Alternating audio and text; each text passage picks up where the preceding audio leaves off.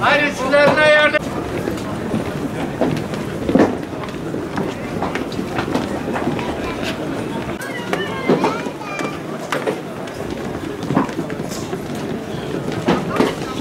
Euzubillahimineşşeytanirracim. Bismillahirrahmanirrahim. Şubat ayı Müslümanlar için önemli bir ay. Şubat ayında şehit olan büyük zatların, büyük insanların sayısının fazla olmasına nispetle biraz şehadet ayı diye ifade edilmiş.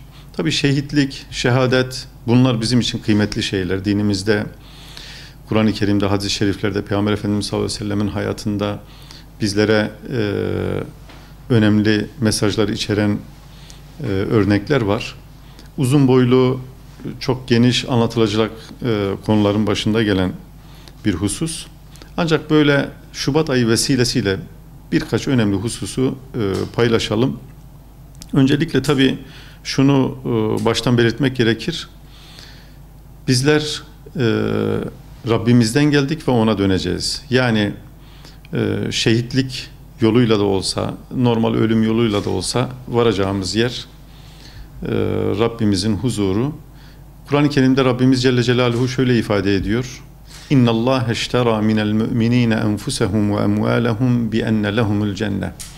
Şüphesiz ki Allah müminlerden mallarını ve canlarını cennet karşılığında satın almıştır. Burada birincisi şehadet açısından, şehitlik açısından değerlendirdiğimiz konu Rabbimiz bize vaat ediyor. Siz canınızı ve malınızı verdiğiniz takdirde, feda ettiğiniz takdirde bunun karşılığında size cenneti veriyorum, size cenneti vaat ediyorum diye net bir şekilde ifade ediyor.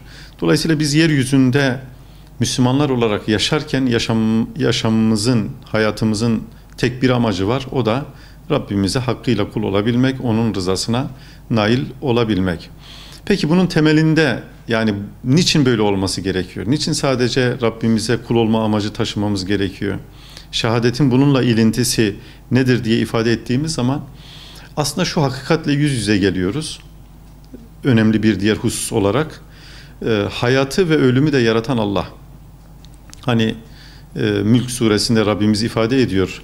اَلَّذ۪ي خَلَقَ الْمَوْتَ وَالْحَيَاةَ لِيَبْلُوَكُمْ اَيُّكُمْ اَحْسَنُ عَمَلًا. Hayatı ve ölümü hanginiz ona daha güzel kul olacaksınız, daha güzel işler yapacaksınız diye sınamak için yaratan Allah'tır. Hayatı ve ölümü yaratan O'dur. Dolayısıyla hayat ve ölüm aslında izafi kavramlar. Yani biz gerçekte asıl yurdumuzdan geldik, doğarak bu dünyaya gelerek ve yine ölümle yine asıl yurdumuza geri döneceğiz. Yani bir asıl vatandan gurbete gelmiş biri gibi düşünün. Asıl vatandan gurbete gelmiş birileriyiz biz. Bu dünyada tekrar o asıl vatanımıza geri döneceğiz. Şu anda gurbetteyiz gibi düşünmek lazım. O nedenle ölümün ve hayatın Allah nezdindeki değeri eşittir.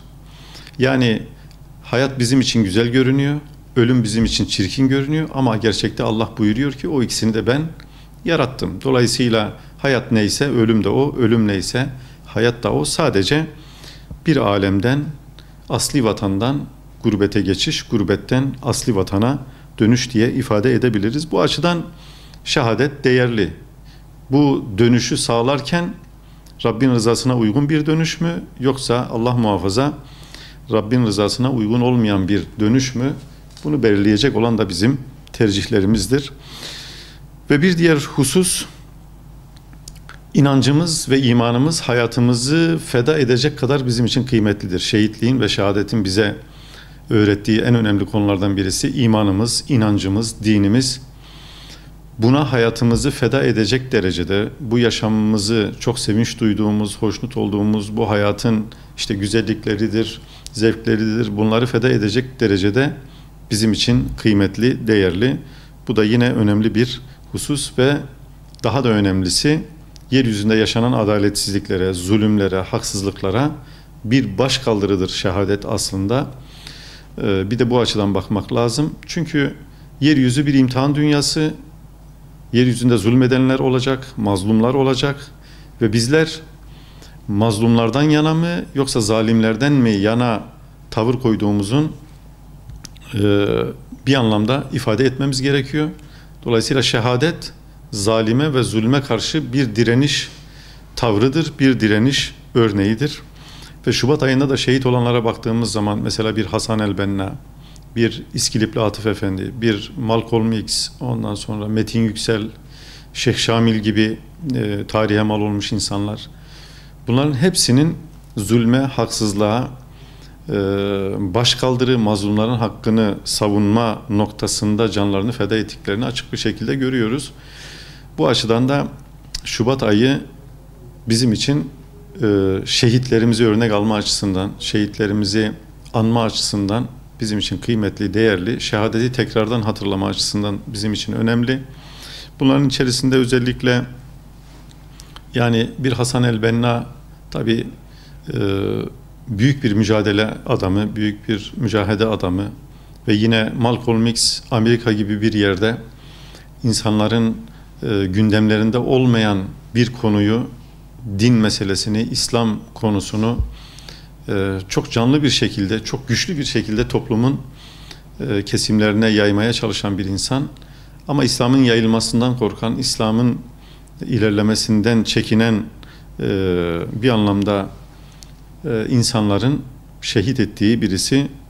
Bunlardan özellikle yine bence hepsi de anılmaya değer. Ama mesela İskilipli Atıf Efendi'yi de anmadan geçmemek lazım. İskilipli Atıf Efendi sadece bir şapkadan dolayı yazdığı bir risale yüzünden şehit edilmiş bir insan.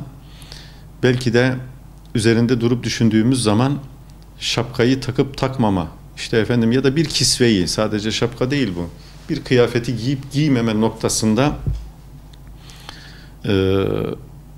şehit olmuş, canını vermiş bir insan ki bir dönem başörtüsü için nice sıkıntılar çeken kardeşlerimiz de oldu. Hanım kardeşlerimiz oldu. Nice aileler oldu. Bu başörtü zulmü yaşandığı dönemlerde. Dolayısıyla bütün bunlar zulmün her çeşidine başkaldırının aslında şehadetle ilintili olduğu, onun da biraz da işte şehitlerimizin sayısının biraz fazla olduğu Şubat ayıyla ilintili olduğu gerçeğini göz önünde bulundurmamız gerekir. Rabbim Celle Celaluhu geçmişten bugüne bütün şehitlerimizi rahmetine gark eylesin, onlara rahmetiyle muamele eylesin. Bizleri de onların izinde, onların yolunda yürümeyi, yürüyen birer birey olarak hayatını sürdürmeyi nasip eylesin.